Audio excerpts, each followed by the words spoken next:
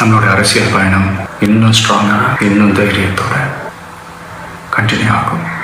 முதல்ல தமிழ்நாடு முழுக்க உங்கள் கட்சிக்காரங்களை கூப்பிட்டு அவங்கள அரசியல் படுத்துங்க.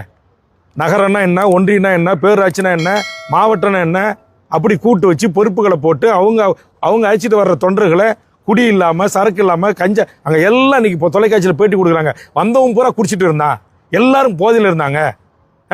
இளைஞர்கிட்ட எங்களால் போகவே முடியல. அதில் யாரோ ஒரு சில இளைஞர்கள் குடிக்காமல் இருந்தவங்க தான் எங்களை தூக்கி காப்பாற்றினாங்கன்னு எல்லாம் இன்னைக்கு தொலைக்காட்சியில் நேற்று இரவுலேருந்து ஓடிக்கிட்டே இருக்குது. அந்த பொதுமக்களுடைய குற்றச்சாட்டுக்கு என்ன பதில்? வந்தவன் பெரும்பான்மையாக குடிகாரனாக இருந்தான்றாங்களே.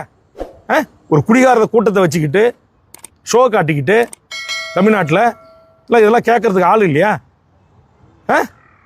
தமிழ்நாடு முதலமைச்சர் நீங்கள் மேலோட்டமாக இந்த வழக்கை நீங்கள் கையாளக்கூடாது. தமிழ்நாட்டுடைய சட்ட ஒழுங்கு காவல்துறை இயக்குனர் டிஜிபி இதில் தீர ஆராய்ந்து விஜயாக இருந்தாலும் உயர்நீதிமன்றங்கள் தானாக தலைமை நீதிபதிகள் இது விசாரணைக்கு எடுத்துக்கொண்டு பணியில் இருக்கிற ஒரு நீதியரசரை கொண்டு இதற்கு ஒரு விரிவான நீதி விசாரணைக்கு உத்தரவிட்டு இதற்கு காரணமாக இருந்த அத்தனை பேரும் சட்டத்தின் முன் நிறுத்தி மிக கடுமையான தண்டனைக்கு உட்படுத்தணும். அப்பதான் தமிழ்நாட்டில் இதுமாரி உயிர் பலிகள் இருக்காது.